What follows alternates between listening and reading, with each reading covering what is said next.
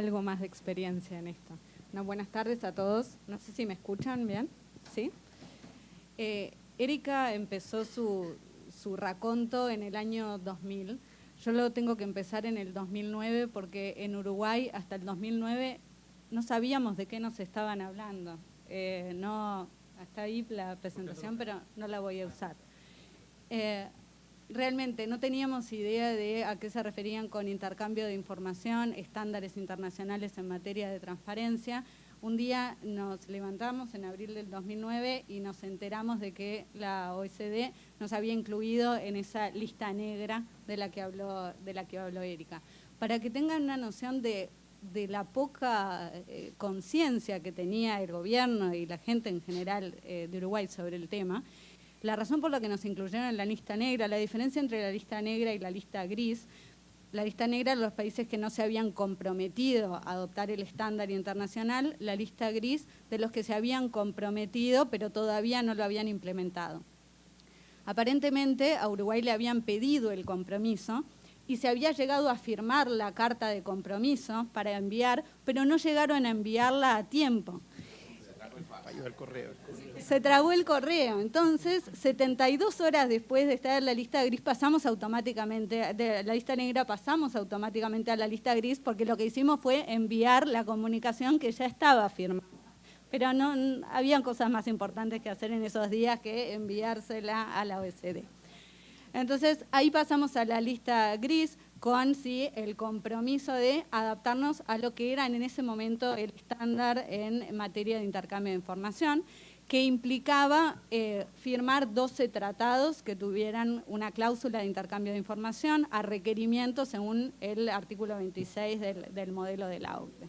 Entonces, Uruguay desde el 2009 hasta el 2012 hizo dos cosas. Por un lado, empezó a firmar estos tratados, hoy tiene más de 30 tratados, entre tratados de intercambio de información y tratados de doble imposición que contienen cláusulas de intercambio de información, y modificó legislación interna que le hubiera impedido, si seguía existiendo como existía antes, cumplir con los tratados. Concretamente tuvo que introducir modificaciones al secreto bancario, porque el artículo 26 del modelo de la OCDE dice que el país al que le es requerida la información no puede negarla por el solo hecho de que la misma esté en posesión de una institución bancaria.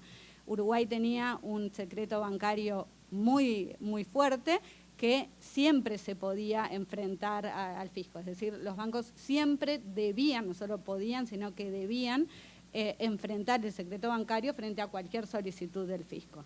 A raíz de los compromisos que asumió Uruguay cuando empezó a firmar los tratados de intercambio de información, modificó su ley de secreto bancario y la modificación fue en el sentido de que el fisco uruguayo quedó habilitado para solicitar a la justicia el levantamiento del secreto bancario en dos casos. Una, para cumplir con un pedido de un fisco extranjero con el que se tuviera un acuerdo de intercambio de información, y ya que estábamos, también para fines domésticos. Esto no tenía nada que ver con los estándares, pero en su momento el gobierno dijo, no tiene sentido desde el punto de vista de la política tributaria que estemos recolectando información, no tengamos acceso a información para compartirla y no tengamos acceso a esa misma información sobre residentes uruguayos, por lo cual en la misma ley en la que se habilitó el levantamiento del secreto bancario con intervención judicial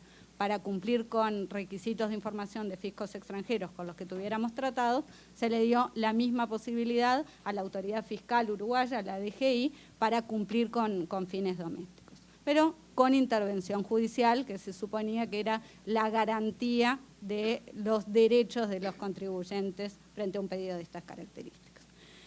Entre el 2009 y el 2012, que fue cuando Uruguay finalmente pasó a la lista blanca, también vivimos el proceso de peer review del Global Forum, que empezó en el 2012, terminó en el 2015. La fase 1 de ese peer review lo que hace es analizar no cómo está funcionando efectivamente el intercambio, pero si están dadas la normativa y institucionalmente están armadas las cosas como para potencialmente compartir información en forma efectiva. Cuando tuvimos el reporte de fase 1 del peer review, se le hicieron básicamente 2 observaciones a Uruguay. Una fue que su régimen de sociedades con acciones al portador seguía, en cierta manera, permitiendo la opacidad de la titularidad de activos. El otro fue, está bien, fueron y firmaron un montón de tratados, firmaron más de 12, pero se olvidaron de firmar con los importantes. No firmaron con Argentina y no firmaron con Brasil.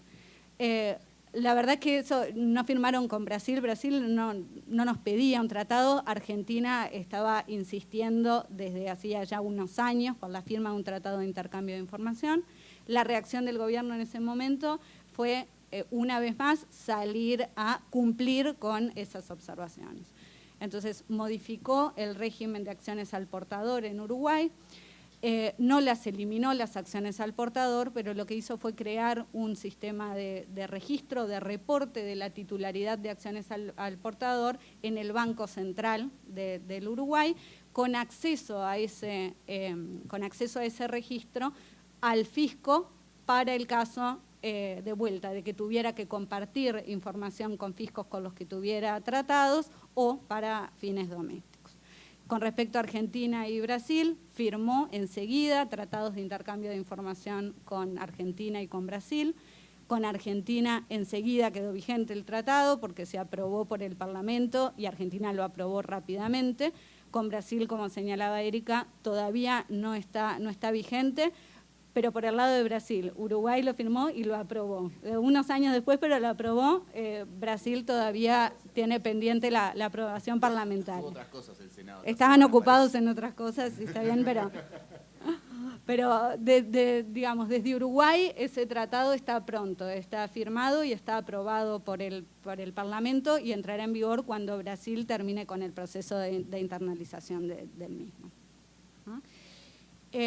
En el 2014 ya estábamos en la lista blanca, ya sabíamos que muy probablemente el peer review, la fase 2, no iba a tener objeciones, pero ahí nos cambió nuevamente el paradigma, porque ahí el estándar de intercambio de información dejó de ser a requerimiento y pasó a incluir el intercambio automático de información, por lo menos respecto de información financiera.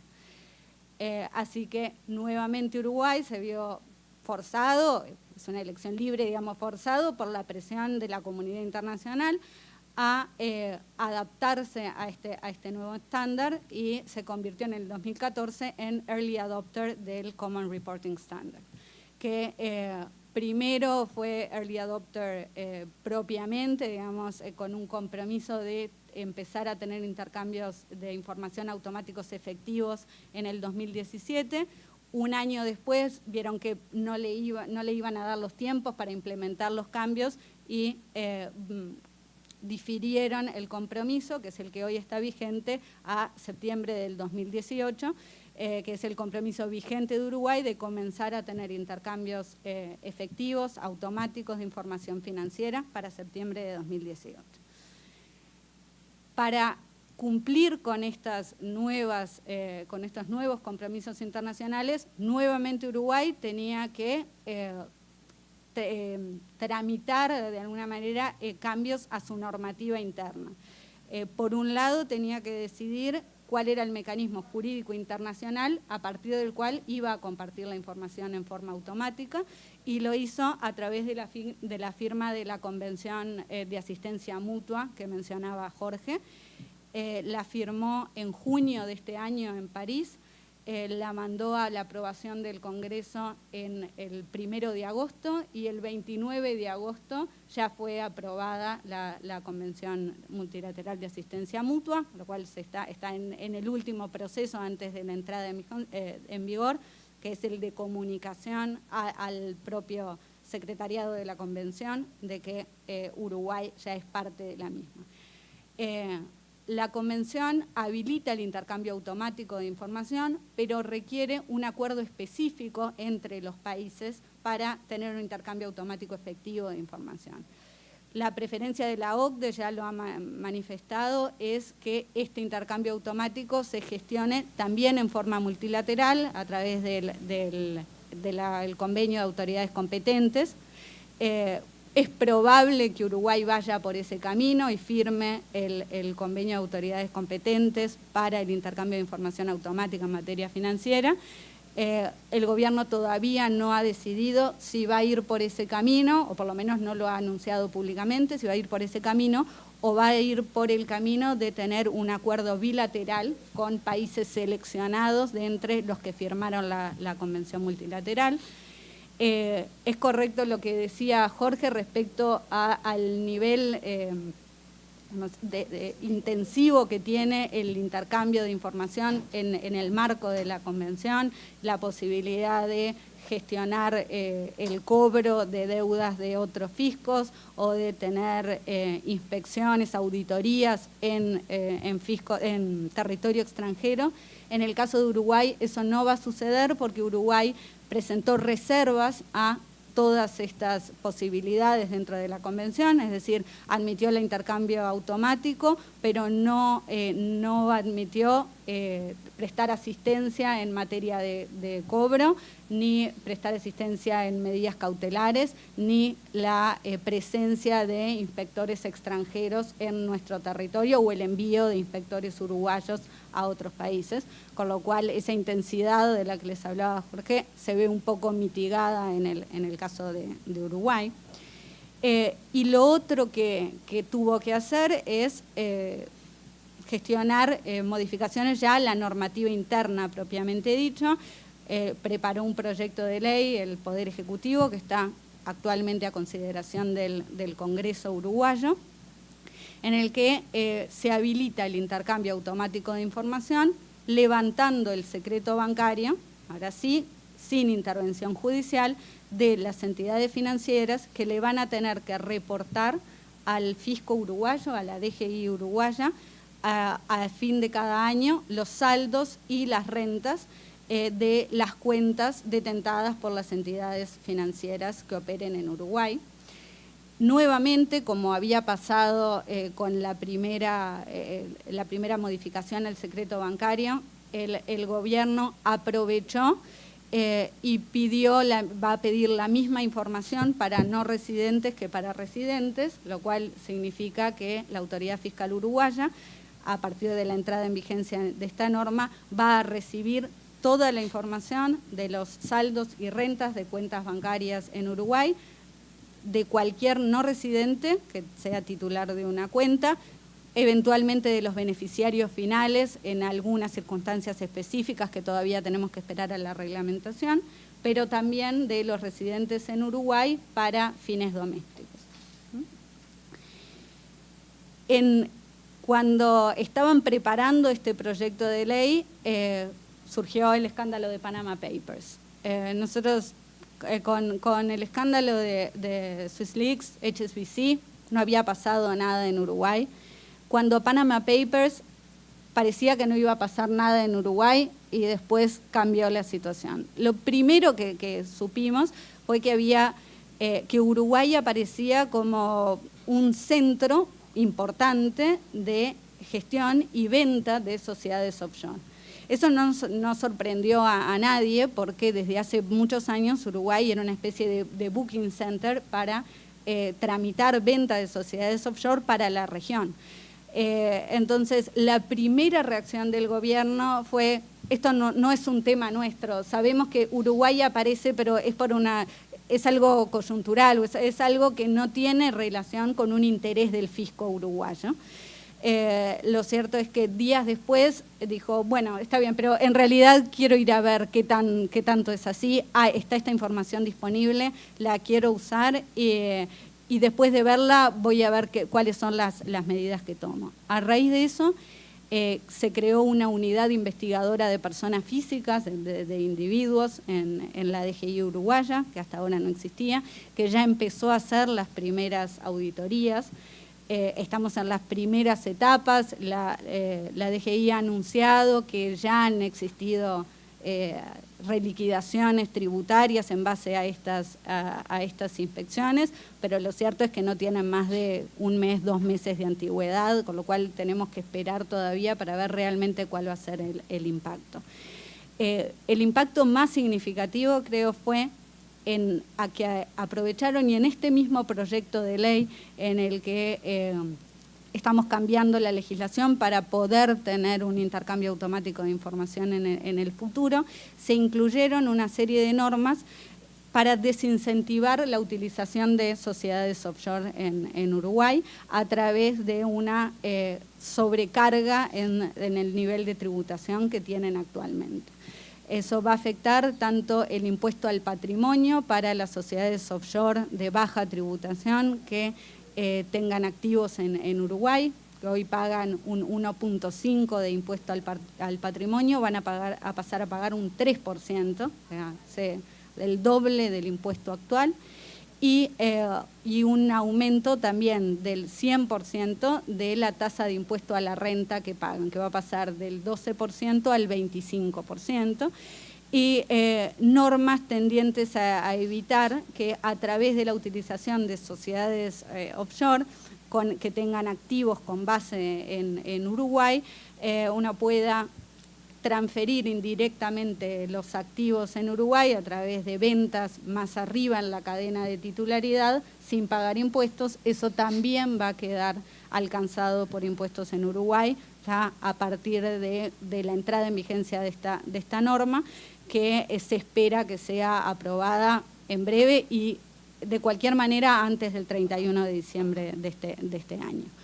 Como el gobierno entiende que esto es un cambio importante a las reglas de juego de la tributación, lo que hizo en el proyecto de ley es incluir una suerte de vacación legal hasta el 30 de junio del año que viene para que esas sociedades offshore que tienen activos en Uruguay se desprendan de los activos y de alguna manera se sincere la titularidad de los activos, porque la idea es que atrás de esas sociedades offshore hay probablemente personas físicas, entonces que puedan transferir a esas personas físicas los activos sin pagar impuestos en Uruguay. Eso va a estar vigente hasta el 30 de junio del año que viene. Esa es la situación en la que estamos hoy en Uruguay. En Paraguay están en un mundo aparte, digamos. Si yo les decía que hasta el 2009 en Uruguay no habíamos sentido hablar del intercambio de información, en Paraguay no escucharon hablar hasta este año. O sea, Paraguay logró transitar todos estos años en los cuales Uruguay se vio en cierta medida acorralado y viéndose en la necesidad de cambiar mucha normativa interna, sin nada, sin que se fijaran en él. Finalmente eso terminó en junio de este año. Paraguay acaba de comprometerse también con los estándares internacionales en materia de intercambio de información. Lo hizo en junio de 2016. A diferencia de Uruguay o de Brasil, no es un early adopter, con lo cual hoy no tiene una fecha de compromiso para comenzar a intercambiar la información, pero en cualquier caso va a tener que empezar a analizar qué normativa interna tiene que cambiar para adaptarse. Necesariamente va a tener que tramitar cambios a su normativa de secreto bancario y decidir cuál es el instrumento jurídico con el cual va a comenzar a intercambiar la información en forma automática. No sé si tienen alguna pregunta.